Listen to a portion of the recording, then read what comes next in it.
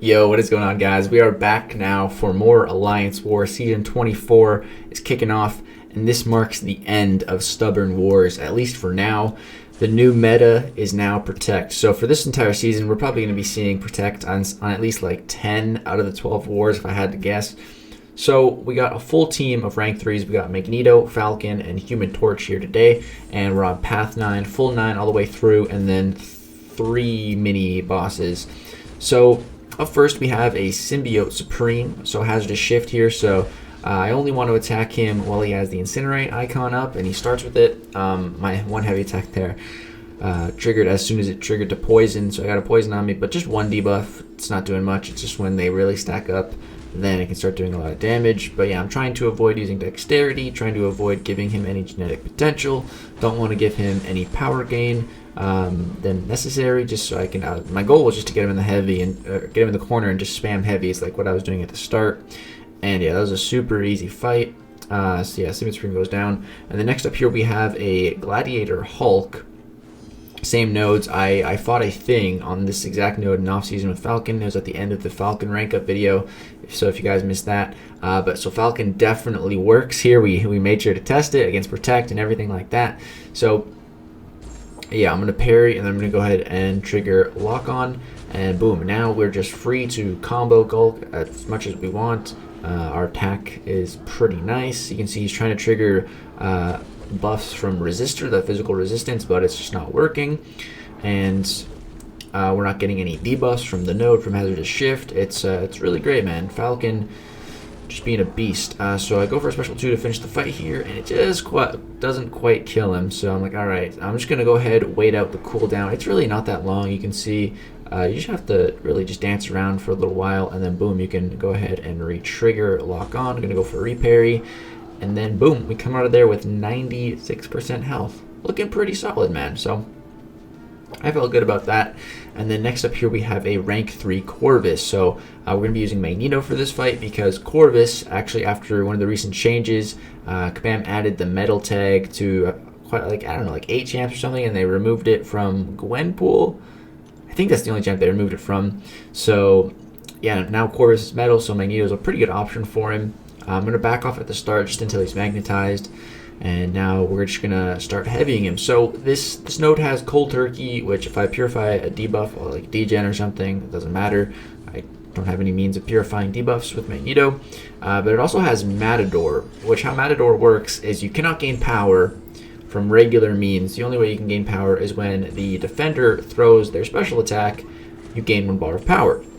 However, because Magneto is lowering Corvus's defensive ability accuracy by 70%, he's screwing with the Matador node so that when Corvus throws a special attack, you see I'm not gaining any power, which is kind of BS, because if he's going to shut off the node like that, then I should be gaining power normally, but no, I can't gain any power. It's so annoying. So you see right there, that would have been in the 30% of chance for his abilities to apply. So I actually did get a bar of power there, but we also have a power drain debuff on us. You can see it's really not a big power drain. It's just very ever so slowly draining my power. So it just drained me right below 1 bar. So I'm not able to utilize any of my prowess that I've been building here. But I go for some 5 combos, still go for some heavies, because based on the signature ability, the heavies actually do additional damage. And right here, I get parried. I felt like I was so fast on the punish there, but he parried me. But luckily, again, Magneto lowering his defensive ability accuracy, so he parried me, but I didn't get stunned, which is great. There's no way I would have died to 1 combo from that Corvus, or at least I don't think. I was boosted, and all the hits could hit a damage cap from my Magneto. But yeah, I don't think I would have died, but it would have been annoying with the potions to have to heal Magneto up, assuming he did like a full 5 combo or something. But yeah, it's all good. So now this next fight is Encroaching Stun. It's a Yellow Jacket, so Yellow Jacket's just been buffed. And we're going to be going in here with Falcon. You see I'm applying some skill boosts. These I never use. I think the last time I used those was for like Blade, like back when I was fighting Dormammu bosses. So we got skill boost and then a power start 1 because this is Encroaching Stun and power reserve. So originally Tater said, Falcon, get him locked down and then, or locked on, and you just ignore Encroaching Stun. But I was like, I was like, I'm not sure if that works. So I went and tested it, and it actually doesn't work. I tried it with just like having lock on applied and then encroaching stun triggering. I got stunned, and then I tried having locked on active and then comboing as the encroaching stun expired, and I still got stunned because how locked on works is it lowers defensibility accuracy when you're hitting the opponent on like stuff that can trigger. So I just took a different approach to the fight, kind of slow played it a bit, used the skill boost, and yeah, I get 3 bars of power here. That's fine. With a power reserve and a special boost, it's very easy with like most champions that hit decently hard to just retain at least a bar of power at all times. So yeah, I really wasn't worried. I'm gonna go for a special intercept here to finish it off. It doesn't kill because we weren't locked on, so it didn't crit. So then yeah, just go for a special one. He runs right into it, and Yellow Jacket goes down. So Falcon, he did a great job there. I think my whole plan with the Power Start 1 and the skill boost just worked really well. So now wait a little while till I finally have enough energy to do everything. I still need a taxi as well. Energy was rough today. We joined war a bit late. So I'm going to heal up Falcon. And then we got a Doom up first. So I'm going to heal up Torch as well, because Doom, his block penetration can be quite annoying. I'm not going to be able to parry at all in this fight to lower that block damage because it's stunning reflection and also one-eyed open. So we're using our pre-fight ability for this one because it's a beefy rank 3 Doom. So we're just going to be baiting out heavy attacks to get our openings at the start here. Heavy attacks, intercepting, whatever. You see I'm going to be doing 5-hit combos, which that was mainly just to get back a little bit of adrenaline healing, also to push his power up. I prefer to bait Doom Special 2 personally. I just find it easier, and it takes away. 1 special 2 is equivalent to 2 special 1s, and I'd rather just have to evade 1 special than 2 special 1s, and yeah, I find it easier anyway. So yeah, that Doom just got absolutely roasted. 21 hits, super quick fight. Felt really good just destroying that Doom. And then here we have a Guillotine, and I thought this was going to be a super easy fight, so we're going with Magneto, but I actually get hit at the start here. I think it's just Guillotine has a super long light attack. Like I was like, how did I get hit there? Like, do I not have dexterity on? Like, her light attack, the reach on it is just ridiculous. So I start the fight taking a combo, which is not great. I'm really just waiting for the reflection stun node to go on cooldown.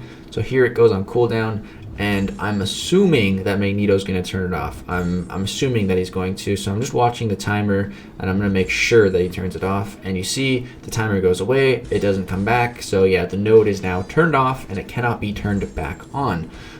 So I'm good now. I can just parry stun all I want.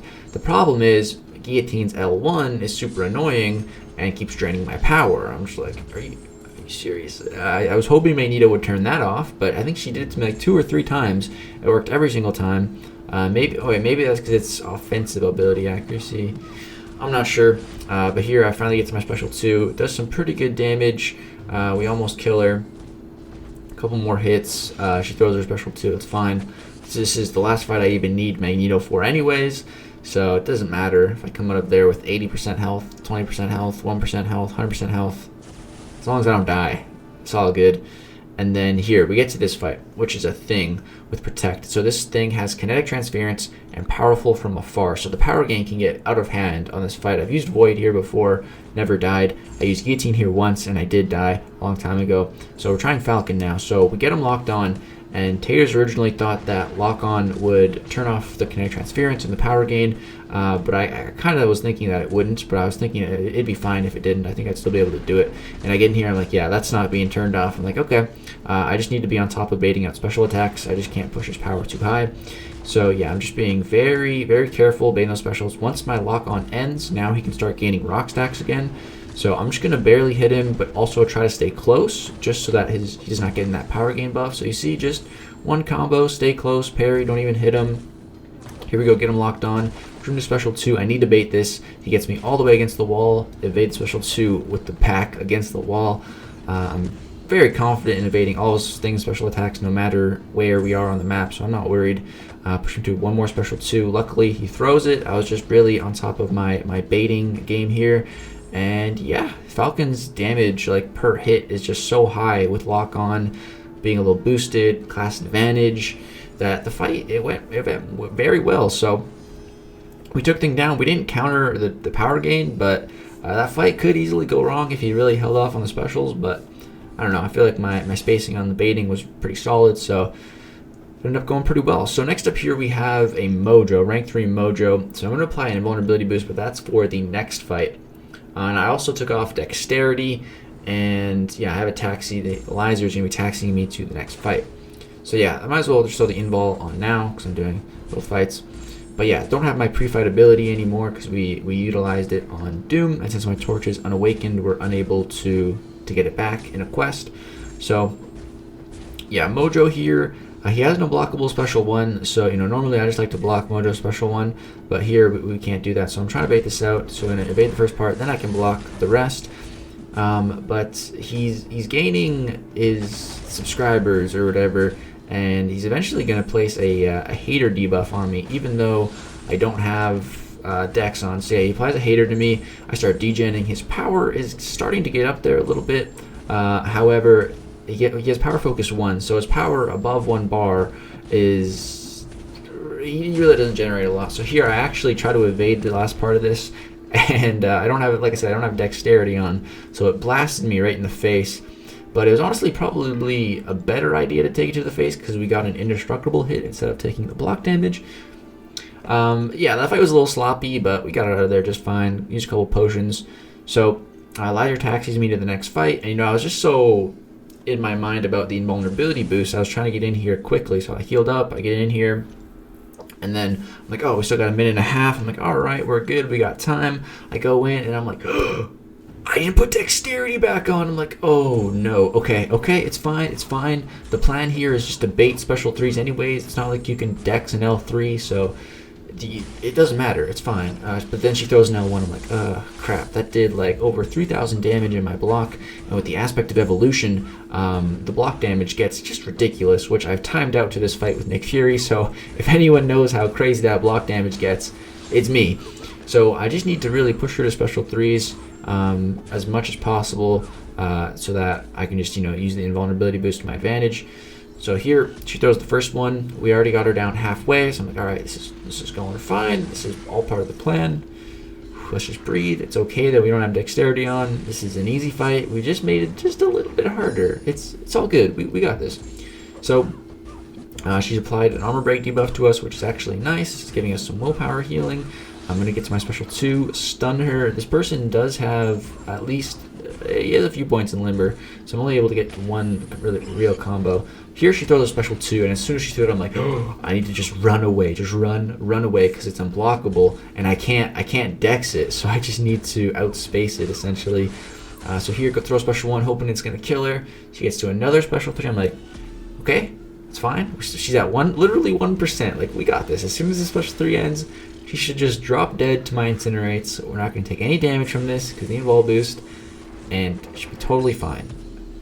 And she drops. We're good. I'm like, whew. Okay, there's the first war of the season. We are deathless. We had, I believe it was 9 fights, so a pretty stacked war. And we had quite a bit explored this war. I think we are going to get a card. Yeah, right now, like, the war still has like 11 hours till it ends. So yeah, I'll be back when the war ends to see the results and the power rating.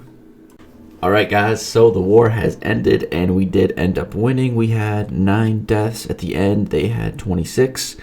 And I was the MVP, so I actually placed first this war for power rating and stuff. If we go ahead and take a look at the sheet, we're 9-0 now so far. First war, looking great start to this season. Taters, he's had a lot of work, so unfortunately don't have the card. I'll show the card in the next video. But yeah, that's going to do it for the first war of Season 24. Hope you guys enjoyed. Drop a like if so. Let me know if you guys have been looking forward to some more Alliance War videos. That's going to do it. Thank you guys so much for watching. Peace out.